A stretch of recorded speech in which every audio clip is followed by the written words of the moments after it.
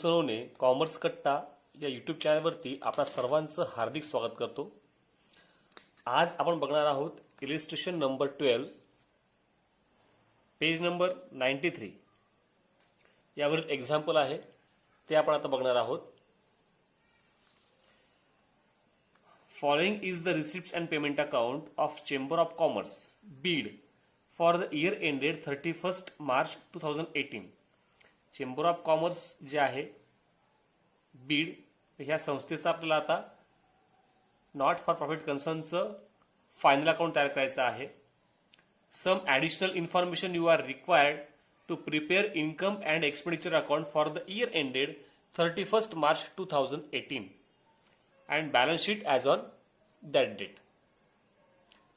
आता ॲडजस्टमेंट ज्या आहेत त्या ॲडजस्टमेंट्सला आपण एकदा टिक करून घेऊयात। पहिली जी ॲडजस्टमेंट आहे, आता तुम्ही नीट जर बघितलं तर ह्या ठिकाणी कुठेही आपल्याला कॅपिटल दिलेलं नाहीये। तर पहिल्या ॲडजस्टमेंटला बघूयात आपण। Assets and liabilities on 1 April 2017 1 April 2017 म्हणजे हा मागच्या वर्षाचा किंवा ह्या वर्षाचा ओपनिंग बॅलन्स आपला आहे। आपलं आर्थिक वर्ष कोणतं आहे 2017-18 म्हणजे हा आपला ह्या वर्षाचा ओपनिंग बॅलन्स आहे। याच्यामध्ये सर्व ॲसेट्स आणि लायबिलिटी दिल्या आहेत। म्हणजे याच्या आधारावरती प्रथम आपल्याला कॅपिटल शोधावं लागेल। त्याच्याकरता हा सर्व सामग्री लागणार आहे। डेप्रिसिएट मशिनरी बाय 2500 मशिनरीला एक टिक करून घेऊयात। इथे मशिनरी दिलेली नाहीये पण ओपनिंग बॅलन्स मध्ये मशिनरी दिलेलं आहे, बरोबर। त्यानंतर donations received for building fund डोनेशनला एक टिक करून घेऊयात आणि बिल्डिंग फंड कुठे दिलाय का, इथे दिलेला आहे, ओपनिंग बॅलन्सला दिलेला आहे। Outstanding subscription for the current year was due म्हणजे सबस्क्रिप्शनला एक ॲडजस्टमेंट आहे। इथे मेन गोष्ट अशी आहे की सबस्क्रिप्शनची एक वेगळी ॲडजस्टमेंट दिली आहे आणि कॅपिटल शोधायचं आहे। हेच फक्त नवीन याच्यामध्ये आहे, बाकी एक्झाम्पलमध्ये खूप काही अवघड असं नाहीये। तर एक्झाम्पलला आपण सुरुवात करूयात। आता या ठिकाणी जर आपण नीट बघितलं तर इथे बघा इंटरनली एक ॲडजस्टमेंट आहे टू सेल ऑफ मशिनरी, ही इंटरनली आहे आणि सबस्क्रिप्शनला पण एक इंटरनली ॲडजस्टमेंट दिलेली आहे। या सर्वांचा विचार इथे आपल्याला करावा लागेल। तर चला मग आपण एक्झाम्पल सुरू करूयात। सर्वप्रथम आपल्याला या ठिकाणी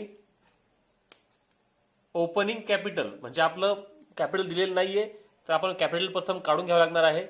कॅपिटलसाठी लागणारी आवश्यक सामग्री जी आहे म्हणजे assets and liabilities opening balances सर्व ह्या ठिकाणी दिलेले आहेत।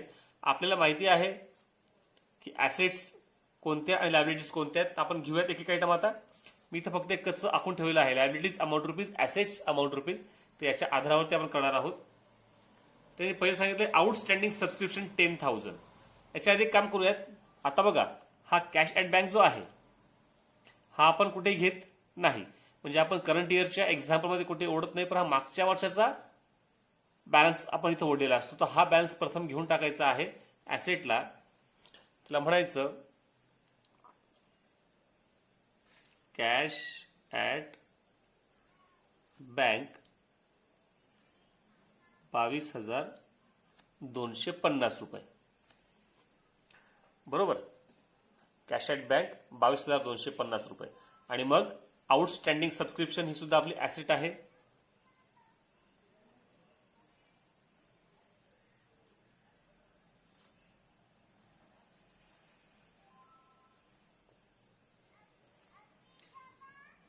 ₹10,000 नंतर मशिनरी आहे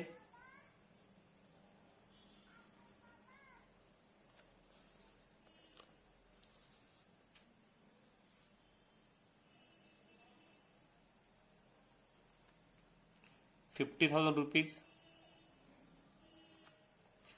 नंतर बिल्डिंग फंड आहे। बिल्डिंग फंड म्हटल्यानंतर हा स्पेसिफिक एका कारणाकरता दिलेला फंड आहे. म्हणजे आपण टाकणार कुठे, तर लायबिलिटीला म्हणायचं आहे बिल्डिंग फंड.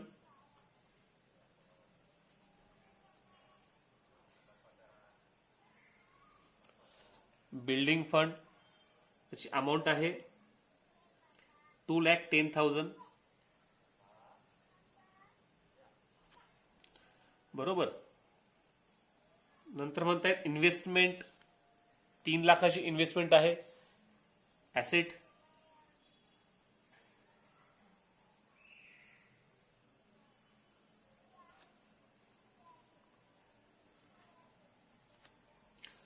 म्हणजे पहिल्या ऍडजस्टमेंटमध्ये सर्व आयटम्स आपले घेतले गेले आहेत. बरोबर, काही बाकी नाही. आता आपण या ठिकाणी कॅपिटल शोधणार आहोत. आपण बघतो मागच्या वर्षी आपण जो नियम बघितला होता, assets minus liabilities is equal to capital.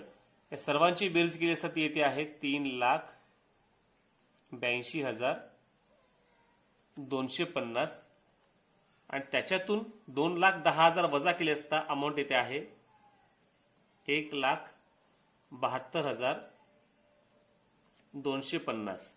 याला म्हणतो आपण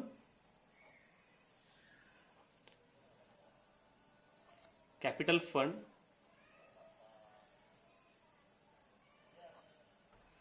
बॅलन्सिंग फिगर 3,82,250. अशा प्रकारे इथं आपण कॅपिटल शोधलेलं आहे. कॅपिटल शोधलं आहे तर आपण ते कॅपिटल आता लिहून टाकूयात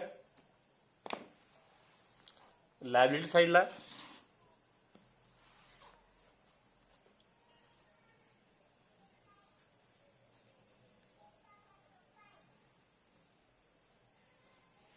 कॅपिटल फंड आपण आता शोधला आहे 1,72,250. इनर कॉलम ठेवायचं आहे 1,72,250. बरोबर. आता बघूयात पुढे काय काय दिलेलं आहे ते. आता याच्यामध्ये प्रथम आपल्याला ऍडजस्टमेंट करायची आहे ती म्हणजे सबस्क्रिप्शनचीच आहे. इथे बघा ही कॅश घेतली गेली आपली टू सबस्क्रिप्शन ऍसेट इन्कम बाजूला घ्यायचं आहे बाय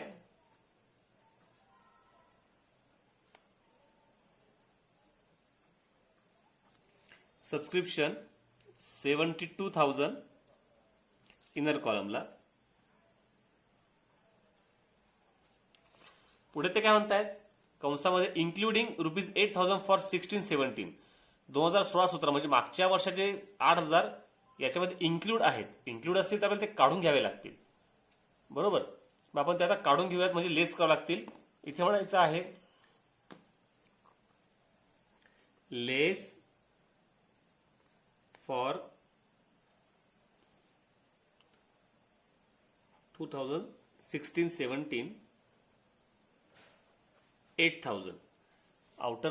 आउटर आणि अजून त्याच्यामध्ये एक ऍडजस्टमेंट पण दिली त्याने आपल्याला. ते काय म्हणतात adjustment, outstanding subscription for the current year was due for ₹6,000. Due म्हटल्यानंतर त्याच्यामध्ये ते म्हणतायत आता एक साधी गोष्ट बघा, यामध्ये इथेही आउटस्टँडिंग सबस्क्रिप्शन दिलेलं आहे 10,000 रुपयाचं. बरोबर, तर 10,000पैकी ते म्हणतायत की आपल्याला हे 8,000 मिळून गेले आहेत. बरोबर, हे 10,000 ह्या वर्षाचं आउटस्टँडिंग जे म्हणतो आहोत आपण, आउटस्टँडिंग जे आहे मागील वर्षाचं त्याच्यापैकी 8,000चे मिळून गेलेलं आहे. म्हणजे अजूनही नीट जर बघितलं आपण, मी तुम्हाला आता एक एक्सप्लेन करून सांगतो. इथे adjustment number 2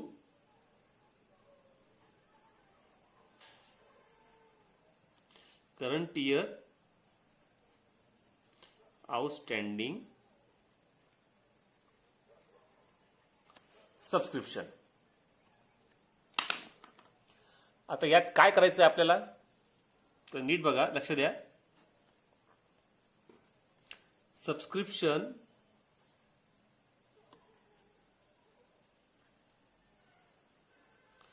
outstanding on 1 April 2017 किती आहे ते एकूण? आत्ता बघतोय आपण 10,000 रुपये. बरोबर, 10,000 रुपये आहे आणि लेस रिसिव्ड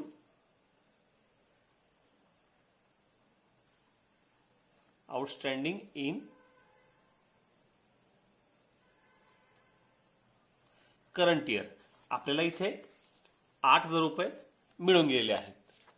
मग हे 8,000 रुपये इथे आपण दाखवूयात. वजा केल्यानंतर अजूनही 2,000 रुपये हे काय आहेत? आउटस्टँडिंग आहे. पण त्याचे काय ते सांगतात काय आपल्याला? एकूण आपलं करंट इयरचं आउटस्टँडिंग किती? 6,000 रुपये. बरोबर, म्हणजे 31 मार्च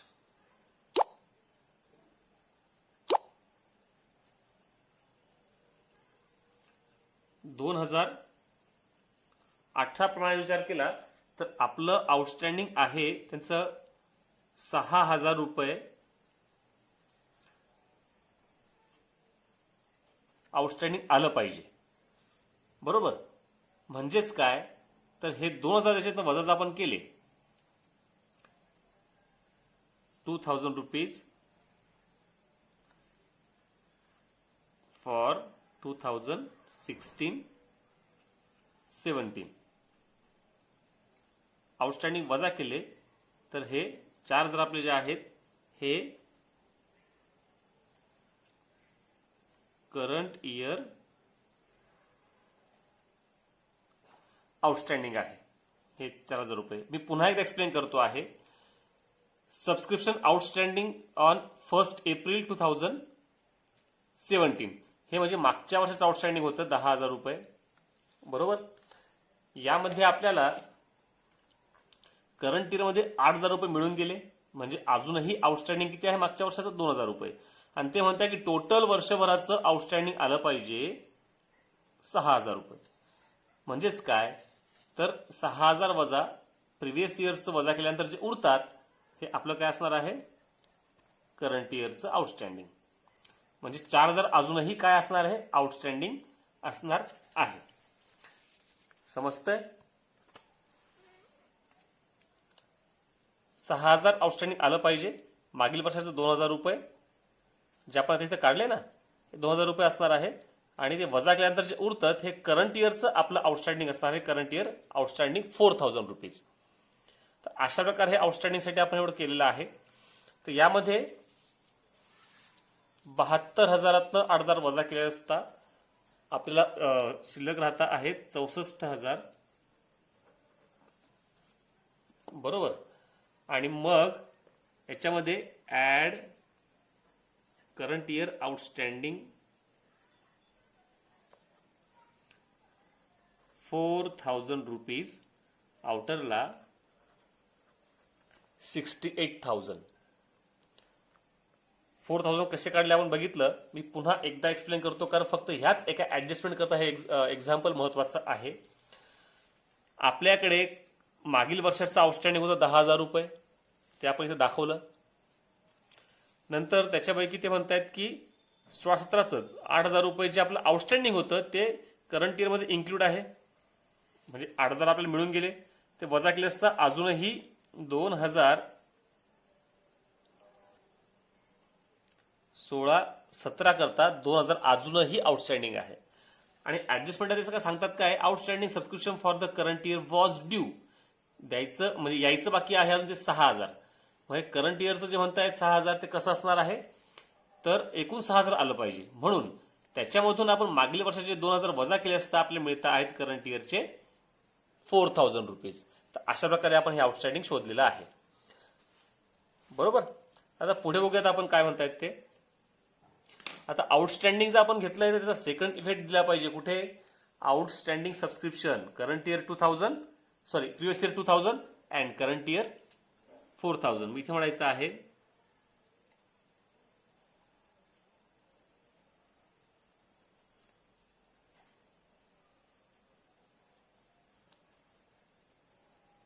आउटस्टँडिंग सबस्क्रिप्शन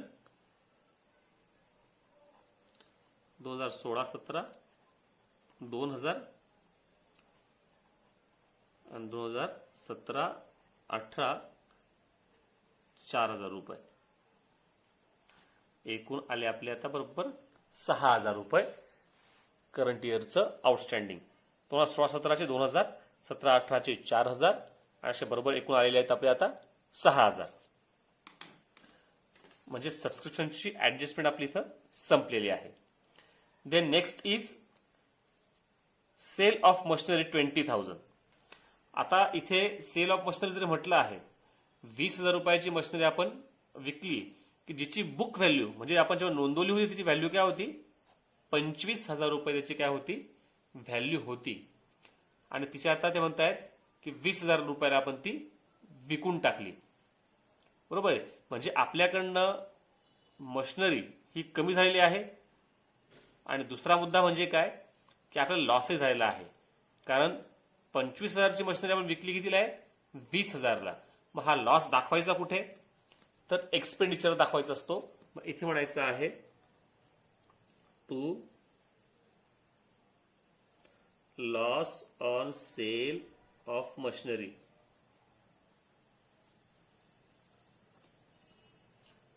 ₹5,000 हा लॉस आपण दाखवलेला आहे. बरोबर आहे. पुढे बघूयात आपण. आता ही 25,000 जेव्हा मशिनरीचं आपण ऍडजस्टमेंट करूयात ना, तेव्हा याचं काय करायचं बघूयात आपण पुढे. डोनेशन हे आपण ऍडजस्टमेंट आहे. Donation received for building fund म्हणतायत ते. म्हणजे डोनेशन जे आहे ते बिल्डिंग फंड मध्ये ऍड करायला सांगतायत. बिल्डिंग फंड आपण कुठे टाकतो, प्रथम आपल्याला हा बिल्डिंग फंड घ्यावा लागेल. लायबिलिटीला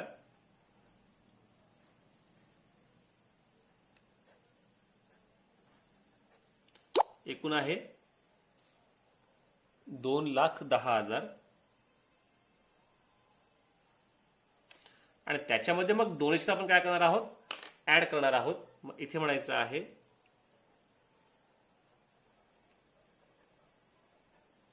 ऍड डोनेशन 55,000 रुपये. आउटरला येतील 2,65,000 रुपये. बरोबर. ही ऍडजस्टमेंट देखील आपली संपलेली आहे. नंतर आहे ऍडमिशन फीज म्हणजे रेव्हेन्यू म्हणतायत. तर ऍडमिशन फीज आपले काय असणार आहे, इन्कम असणार आहे बाय ऍडमिशन फीज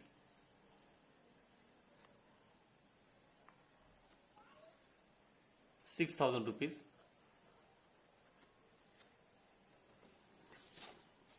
बरोबर आहे. नंतर इन्शुरन्स.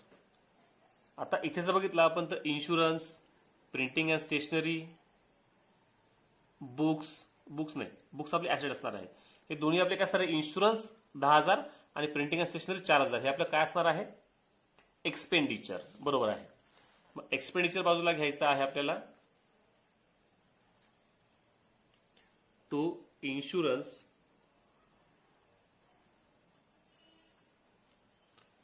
₹10,000.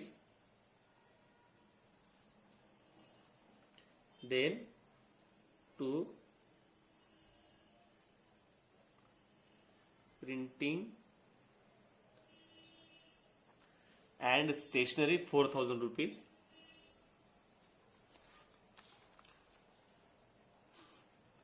नंतर आहे बुक्स काय आहे, आपली मालमत्ता ऍसेट आहे.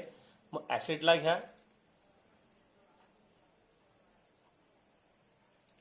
बुक्स 30,000.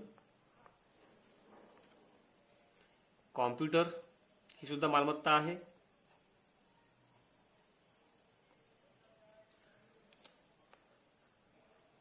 ₹60,000.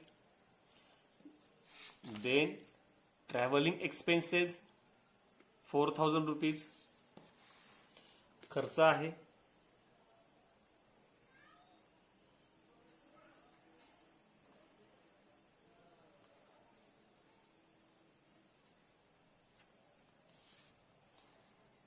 नंतर फर्निचर ॲसेट आहे.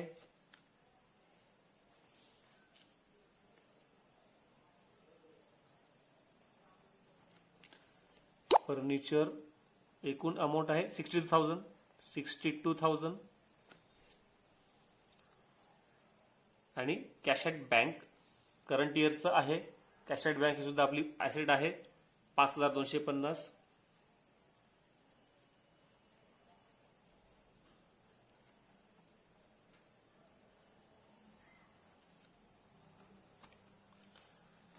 बरोबर. आता राहिलेलं काय आहे याच्यामध्ये आपलं मशिनरीची आपली ॲडजस्टमेंट बाकी आहे. ओपनिंग बॅलन्स दिलेला आहे आणि इन्व्हेस्टमेंटचाही ओपनिंग बॅलन्स इथं आपल्याला दिलेला आहे, तोही आपण इथं घ्यायचा आहे. मग आता पहिले आपण घेऊयात मशिनरी ॲसेट साईड. आता आपण कोणतं घेतोय, हे ओपनिंग बॅलन्स दिलेला आहे आपल्याला मशिनरीचा. ज्या ज्या ॲसेट इथं सापडतील की ज्या वरती तिथे दिसत नाहीत कुठेच, तर त्या ॲसेट इथून आपल्याला डायरेक्ट ॲसेटला घ्यायच्या आहेत. लायबिलिटी असतील तर लायबिलिटीला घ्यायच्या आहेत. आता मशिनरी आणि इन्व्हेस्टमेंट या दोन्हीही आपल्याला घ्याव्या लागतील. प्रथम मशिनरी घेतोय कारण मशिनरीला ॲडजस्टमेंट पण आहे. बरोबर.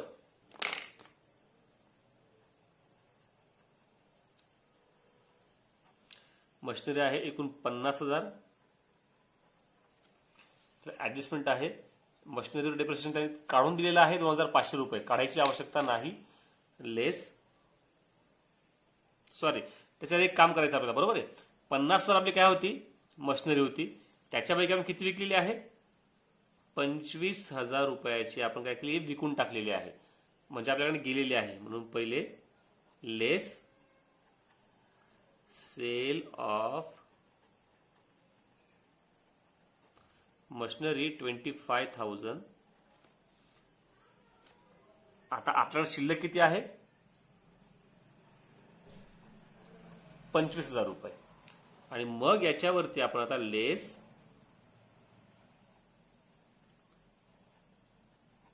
डेप्रिसिएशन जे ॲडजस्टमेंट दिलेलं आहे 2,500 रुपये वजा करूया. आणि मग वजा केल्यानंतर अमाऊंट इथे आहे 22,500 रुपये.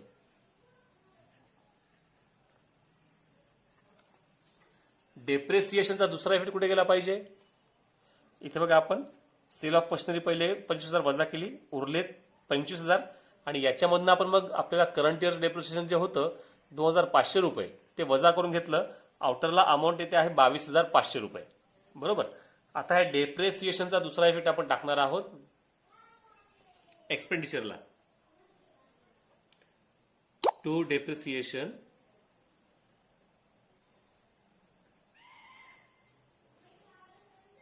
ऑन मशिनरी 2,500 रुपये. बरोबर झालेलं आहे. नंतर आहे एक आयटम बाकी म्हणजे इन्व्हेस्टमेंट. ओपनिंग बॅलन्स आपल्याकडे होता, इथे कुठे दिलेला नाहीये. इथे मी चेक केल्यानंतर कळलं की हा एक आयटम इथे दिलेला आहे ऍडजस्टमेंटला, तर तो आपण घेऊ शकतो. इथे घ्यायचा इन्व्हेस्टमेंट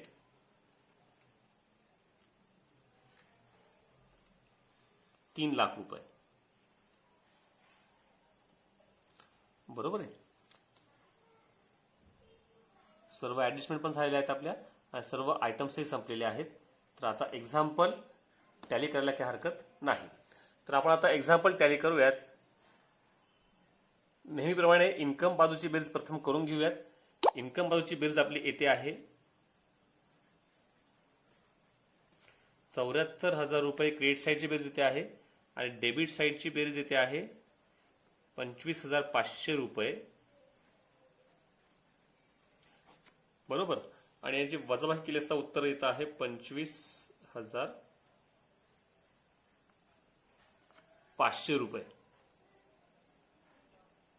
यांची वजाबाकी केली असता काय उत्तर येत आहे 25,500 रुपये. तर बघूयात आपण आता. सॉरी एक मिनिट चुकतंय. याचं वजाबाकी केली असता आपलं उत्तर काय येणार आहे 48,500 रुपये.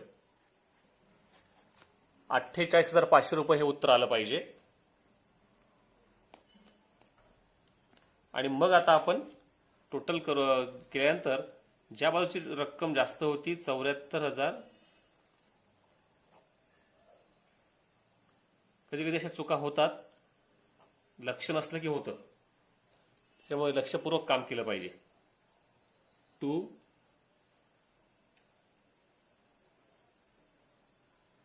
सरप्लस 48,500 रुपये, आणि हे सरप्लस जे आपलं आलेलं आहे हे आपण ऍड करतो कॅपिटल फंड मध्ये. 48,500 आणि 1,72,250 अधिक 48,500 उत्तर येत आहे 2,20,750 रुपये. आणि मग अशा प्रकारे बॅलन्स शीटची टोटल आपण करतो आहोत. ती बेरीज यायला हवी 4,85,750, 4,85,750. अशा प्रकारे हे एक्झाम्पल आपलं इथं टॅली झालेलं आहे. एकदा फक्त आपण एक्झाम्पल जे सोडवलंय याच्यावरती एक नजर टाकूयात. यामध्ये मेन फक्त आपल्याला काय होतं, या एक्झाम्पलमध्ये आपल्याला महत्वाचं होतं ते म्हणजे सबस्क्रिप्शनची ऍडजस्टमेंट थोडी नवीन होती आपल्याला. हे असणार आहे आपलं इन्कम अँड एक्सपेंडिचर अकाउंट.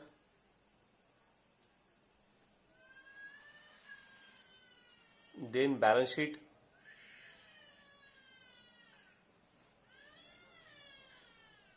आणि मग ऍडजस्टमेंट जे आपण सोडवले आहेत वर्किंग नोटच्या केल्या आहेत आपण ह्या वर्किंग नोट.